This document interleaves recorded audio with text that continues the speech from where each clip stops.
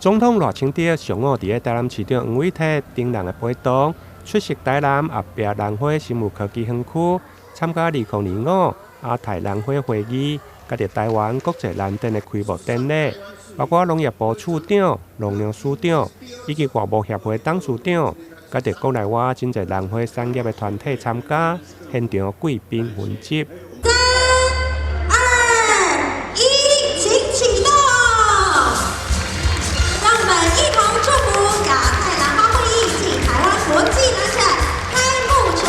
市场黄伟体甲总统赖清德伫开幕致辞时，除了欢迎各界贵宾的莅临，参与台南阿壁世界兰花的盛会，相信每位参与者拢有丰富的收获，体会台湾兰花的水。会中总统嘛承诺，为了台湾兰花产业后一个20年的发展，第2期兰花园区会来如期推动。今天的主题 Next 20，也就是我们亚太兰花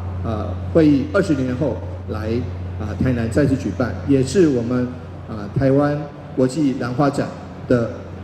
睽违进入第21年。所以呢，占有世界重要兰花界蝴蝶兰重要一席之地的我们台湾的兰花界，今天将会从现在开始一直到3月23日，会以最好的我们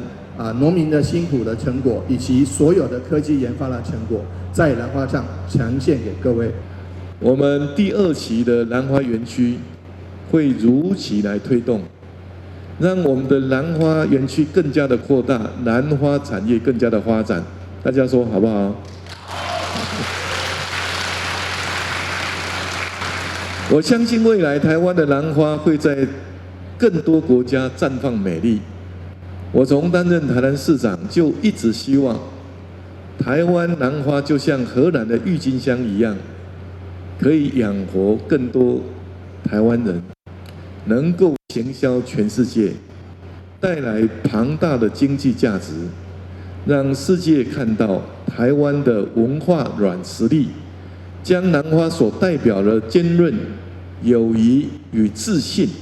传播到世界每一个角落。今年已经迈入第21档台湾国际兰展，唔仅是世界级的兰花界的盛会，同时嘛是世界3大兰展之一。这届更加结合加了20档，再次开会亚太兰花会议伫台南举行。对外展出期间，对3月8号到3月23，总共16天。现场分做5大主题馆，透过多元丰富的高品质兰花，展现咱国智慧农业的成果，打造沉浸式的体验空间。伫亚太兰花会议甲着论坛，总共有50场次专业的演讲，邀请国内外专家学者共同就兰花的育种、栽培、科学甲着保育进行演讲交流。上午的开幕式嘛有日本、加拿大甲着新加坡等10个国家17位使节来参与。台南新闻林根采访报道。